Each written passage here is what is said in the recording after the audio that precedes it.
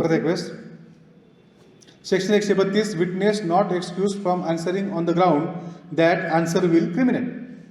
एखाद्या उत्तरामुळे साक्षीदार गुन्ह्यात गोवला जाईल या कारणामुळे उत्तर देण्याच्या बंधनापासून त्याला सूट मिळणार नाही, असा सेक्शन 132 सांगतो.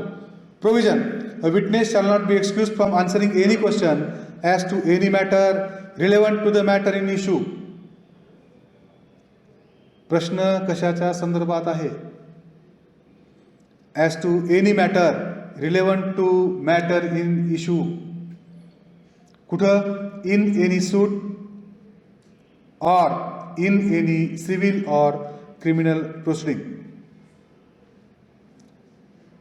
Next, upon the ground that the answer to such question will criminate or may tend directly or indirectly to criminate such witness, or that it will expose or tend directly or indirectly to expose such witness to a penalty or forfeiture of any kind. इथपर्यंत. अनडिसच्या पुढचा part, sorry, upon the ground that, इथून पुढे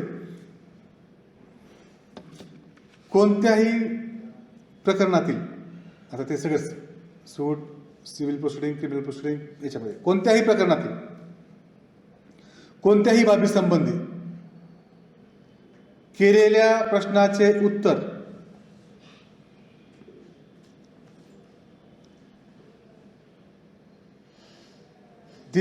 केलेल्या प्रश्नाचे उत्तर दिल्याने साक्षीदार हा गुन्ह्यात गोवला जाऊ शकतो.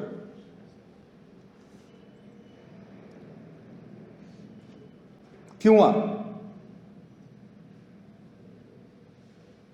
मे टेंड डायरेक्टली और इनडायरेक्टली टू क्रिमिनेट, प्रत्यक्ष किंवा अप्रत्यक्षपणे गुन्ह्यात गोवण्याकरिता ते उत्तर साधक असेल. Or such witness or that it will expose or tend directly or indirectly to expose such witness to a penalty or forfeiture of any kind.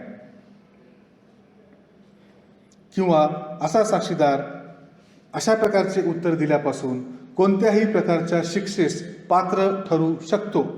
या कारणावरून अशा प्रश्नाचे उत्तर देण्याच्या बंधनापासून तशा प्रकारच्या साक्षीदाराला सूट मिळली जाणार नाही, सूट दिली जाणार नाही. प्रत्येक वेळी सांगतो, एखाद्या उत्तरामुळे साक्षीदार गुन्ह्यात गोवला जाईल या कारणामुळे उत्तर देण्याच्या बंधनापासून त्याला सूट मिळणार नाही.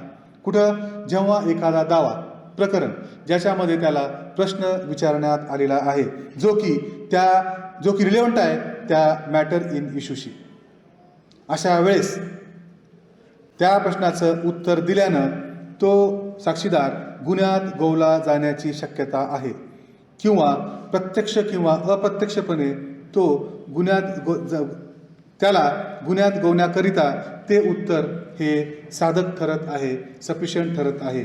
किंवा अशा प्रकारचा साक्षीदार जर त्यानं त्या प्रश्नाचं उत्तर दिलं तर तो पेनल्टी किंवा forfeiture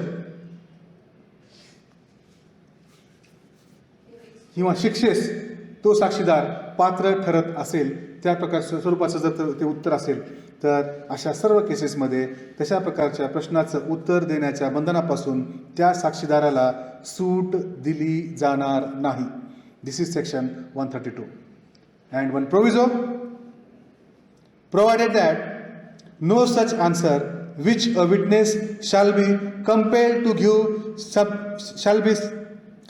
give shall subject him to any arrest or prosecution or be proved against him any criminal proceeding.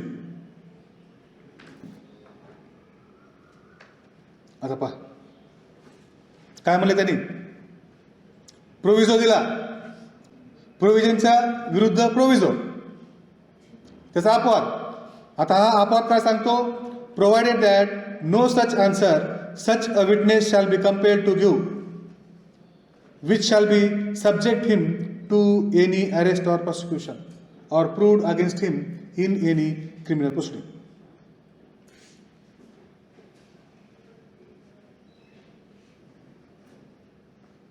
जर तशा प्रकारचे उत्तर त्यानं दिला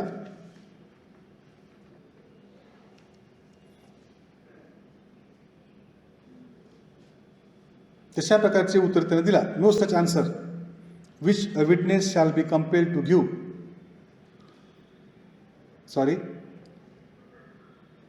Provided that no such answer which a witness shall be compelled to give shall subject him to any arrest or prosecution or be proved against him in any proceeding, except a prosecution for giving false evidence by such answer. म्हणजे प्रोव्हिजो मधला प्रोव्हिजो परत महत्वाचा, या ठिकाणी त्या आन्सरचा उपयोग कुठं होईल? A prosecution for giving false evidence by such answer. इथे लक्षात एक्सेप्शन पहिल्या पार्टमध्ये सांगितलं की अशा प्रकारचे आन्सर्स त्याला सक्ती केली जाईल.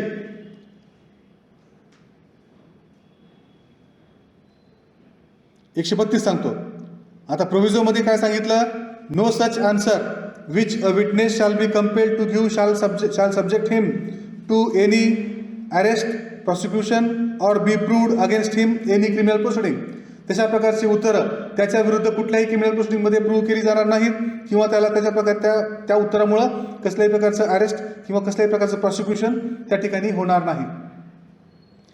Accept a prosecution for giving false evidence by such answer. असे कोणतेही उत्तर देण्याची साक्षीदारावर सक्ती केली जाईल ज्यामुळे तो कोणत्याही अरेस्ट किंवा प्रॉसिक्युशनला पात्र ठरणार नाही. सक्ती केली, उत्तर दिला, तर त्यामुळे त्याला ते अटक किंवा प्रॉसिक्युशनला तो पात्र ठरणार नाही किंवा त्याच्या विरुद्ध ते आन्सर प्रूव्ह केले जाणार नाही. Except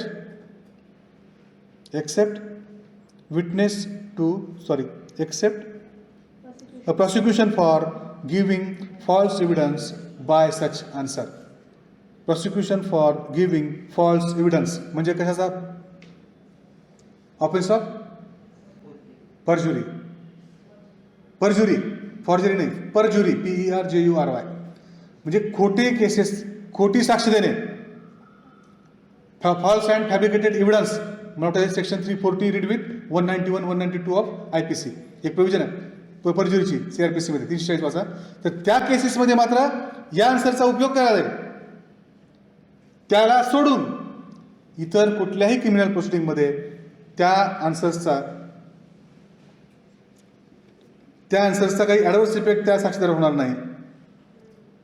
इथे लक्षात, provided that no such answer which a witness shall be compelled to give shall subject him to any arrest or prosecution or be proved against him in any criminal proceeding. Section 132 प्रमाणे जे सांगितलेलं आहे 132 काय म्हणते? Not excused. Compel केला, उत्तर दिला, ठीक आहे, दिलं तर दिलं, त्याचा काही परिणाम इथं होणार नाही. ते स्टेटमेंट, ते आन्सर त्याच्या विरुद्ध प्रूव्ह केलं जाणार नाही किंवा त्याला कसल्याही प्रकारचं क्रिमिनल प्रोसिडिंगमध्ये त्याचं महत्त्व राहणार नाही. एक्सेप्ट जे आहे त्याला अंडरलाईन करा. Such witness to except prosecution for giving false evidence by such answer. म्हणजे त्याच्या विरुद्ध जर परजुरीच्या मॅटरमध्ये ते स्टेटमेंट वापरलं जाईल. ते उत्तर कोणतं उत्तर? 132 मध्ये सांगितलेलं आहे. एखाद्या उत्तरामुळे जर तो विटनेस गुन्ह्यात गोवली जाण्याची शक्यता आहे तर या कारणामुळे त्याला सूट मिळणार नाही म्हणताय 32. पण प्रोव्हिजो काय म्हणतो? त्या आन्सरचा वापर त्याच्या विरुद्ध केला जाणार नाही, ते आन्सर त्याच्या विरुद्ध प्रूव्ह केले जाणार नाही. Except prosecution for giving false evidence by such answer. म्हणजेच ते परजुरीच्या मॅटरमध्ये ते prosecution for giving false evidence या मॅटरमध्ये मात्र त्या साक्षीदाराच्या विरुद्ध ते आन्सर वापरलं जाईल. त्याच्याशिवाय इतर कुठंही ते आन्सर वापरलं जाणार नाही असं हा प्रोव्हिजो सांगतो.